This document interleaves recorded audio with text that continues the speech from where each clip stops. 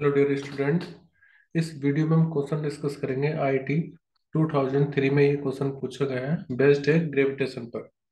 Question है, two spherical bodies of mass m and 5m, radii r and 2r respectively are released in free space with initial acceleration between their center is 12r. If they attract each other due to gravitational force only, then the distance covered by the smaller object या smaller body just before the collision कितना होगा, ये हमें find करना है। देखो question समझते हैं, पहले सोल्व करना बाद में स्टार्ट करेंगे। यहाँ पर एक ऑब्जेक्ट है जिसका मास है m, ठीक है। दूसरा ऑब्जेक्ट है जिसका मास है 5m, और जिसका मास 5m है ना, उसका रेडियस भी ज्यादा है। तो देखो ये हमारा पहला मास m और इसका रेडियस कितना है r, रेस्पेक्टिवली बोला है ना। और जो दूसरा ऑब्जेक्ट है जिसका मास 5m है, उसका रेडियस कितना है, उसका रेडियस कितना है 2r।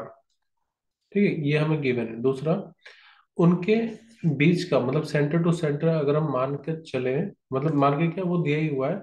सेंटर टू सेंटर जो उनके बीच की सेपरेशन है वो हमें गिवन है 12r। तो अगर मैं सेंटर टू सेंटर सेपरेशन लूँ तो ये सेपरेशन हमें 12r दिया हुआ है। ठीक है।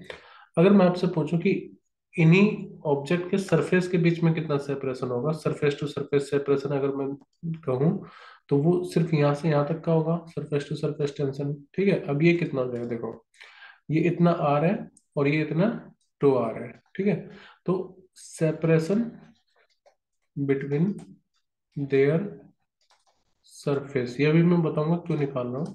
वो हो जाएगा 12r माइनस ये वाला सेपरेशन r, और इसमें मैं प्लस करूंगा ये वाला सेपरेशन 2r। ठीक है, तो ये आ गया 12r माइनस के 3r, इसका मतलब 9r।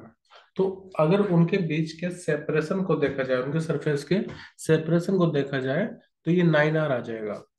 ये मैं क्यों निकाला हूँ इसको सुनते हैं। देखो, जब ये ऑब्जेक्ट एक दूसरे के पास में आ जाएंगे तो इसका मतलब ये होगा कि ये इतना पास आएंगे, मतलब ये इसके अंदर तो नहीं चला जाएगा। ठीक है, तो जो भी वो दोनों डिस्टेंस कवर करेंगे, मान लो आफ्टर सम टाइम इसने कुछ डिस्टेंस कवर किया, यहाँ पर आ गया, उसने डिस्टेंस कवर किया लेट से S1, और ये आ गया इधर, लेट से उसने कुछ डिस्टेंस कवर किया S2। तो ये इतना ही क्लोज तो आ सकते हैं, उससे ज्यादा पास तो आएंगे नहीं। तो अभी भी उनके सेंटर टू सेंटर जो दूरी है वो अभी भी 3r बाकी रह जाएगी। इसका मतलब ये हुआ कि जो एक्चुअल में वो डिस्टेंस ट्रेवल करेंगे दोनों का मिला करके, अगर मैं S1 प्लस S2 की बात करूं, तो वो 9r के बराबर होएगा। I hope it is clear to you now. इसके बाद हमें ना S1 और S2 की वैल्यू निकालनी है। एक्चुअली अगर मैं देखा जाए तो हमें निकालना है distance covered by the smaller body. तो हमारा टारगेट क्या हुआ, हमें निकालना है S1 की वैल्यू। S2 से हमें कोई मतलब नहीं है, पूछा भी नहीं है। ठीक है, तो S1 की वैल्यू निकालेंगे क्योंकि वही है जो डिस्टेंस छोटी वाली बॉडी कवर कर रही है। अब आप एक चीज देखो, जो डिस्टेंस होता है, आपने ये फॉर्मूला तो पढ़ा होगा, खैर F इक्वल टू एम में। दोनों पर सेम ग्रेविटेशन फोर्स लग रही होगी, आपको पता है ना। न्यूटन लॉ ऑफ ग्रेविटेशन ये कहता है कि जो, अगर दो ऑब्जेक्ट हैं, तो जो ऑब्जेक्ट ए बी पर फोर्स लगाएगा उतने ही मैग्नीट्यूड की फोर्स ऑब्जेक्ट बी ए पर लगाएगा। तो फोर्स तो दोनों पर सेम लग रही होगी। तो अगर मैं मास और एक्सेलरेशन को कंपेयर करूं तो एक्सेलरेशन इन्वर्सली डिपेंड करता है मास पर, एक्सेलरेशन इन्वर्सली डिपेंड करता है मास पर। दूसरा, आपने ये भी पढ़ी होगी क्वेश्चन के S equal to U T plus half A T square. अभी यहाँ पर क्या है कि इनिशियल वेलोसिटी तो जीरो है, तो मैं ये कह सकता हूँ कि जो डिस्टेंस होगा वो ए टी स्क्वायर पर डिपेंड करेगा। अब जो ऑब्जेक्ट ट्रेवल कर रहे हैं, दोनों के लिए टाइम तो सेम होगा, तो मैं ये कह सकता हूँ कि जो डिस्टेंस होगा वो डायरेक्टली एक्सीलरेशन पर डिपेंड करेगा। ये सब मैं क्यों बता रहा हूँ, अब इसको रिलेट करते हैं। देखो, मैं ये कह रहा हूँ कि एक्सेलरेशन A1/A2 का अगर मैं एक्सेलरेशन निकालूं, तो वो उनके मास पर इनवर्सली डिपेंड करेगा। इसका मतलब M2/M1 के बराबर होगा। और जो एक्सेलरेशन है वो डिस्टेंस पर डायरेक्टली डिपेंड करता है, ये कर रहा है क्योंकि टाइम तो दोनों के लिए सेम है। तो इसी को मैं A1/A2 को मैं ये भी लिख सकता हूँ, क्या, डिस्टेंस पर तो डायरेक्टली है ना, तो S1/S2।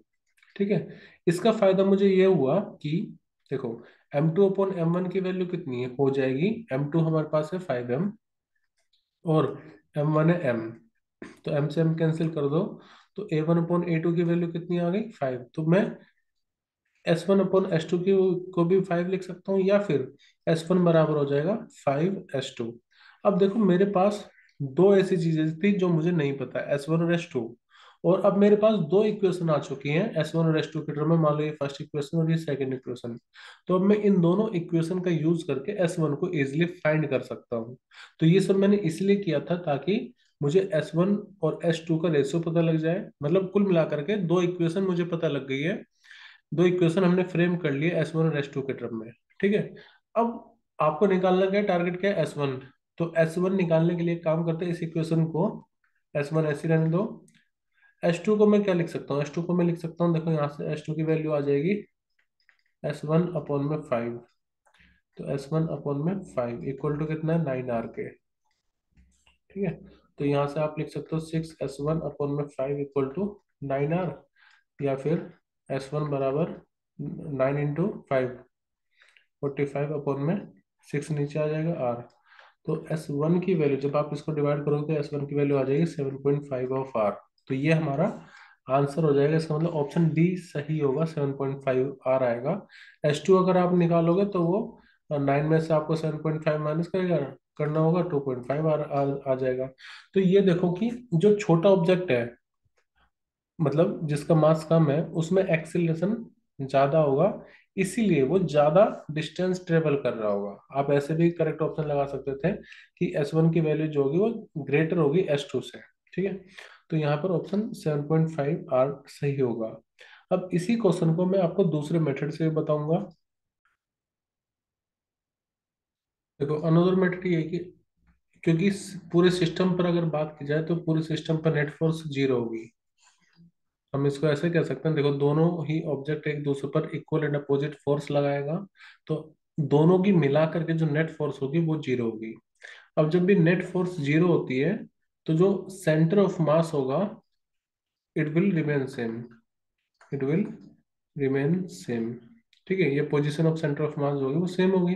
तो मैं मान के चलता हूँ लेट ये जो ऑब्जेक्ट है फर्स्ट वाला, ये एक्स डिस्टेंस आगे आया है। ठीक है, ये एक्स डिस्टेंस उसने ट्रेवल कर लिया है, या आप S1 भी नहीं ले सकते पहले की तरह।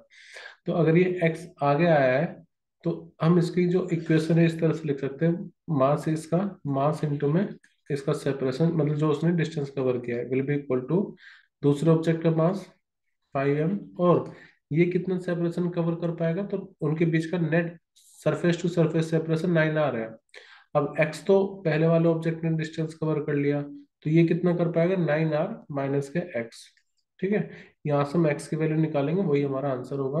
तो m से m कैंसिल कर दो, x बराबर आएगा 45, 9R - 5x, या फिर 6x बराबर 45R, या फिर x बराबर 45/6R, या फिर यही वैसे इक्वेशन बन गई जो हमने पहले सॉल्व की हुई है, 7.5R। तो ये थोड़ा आसान मेथड है, इजी मेथड है, कम स्टेप्स लग रहा है, कम टाइम लग रहा है, तो ऐसे भी आप इसको कर सकते हैं।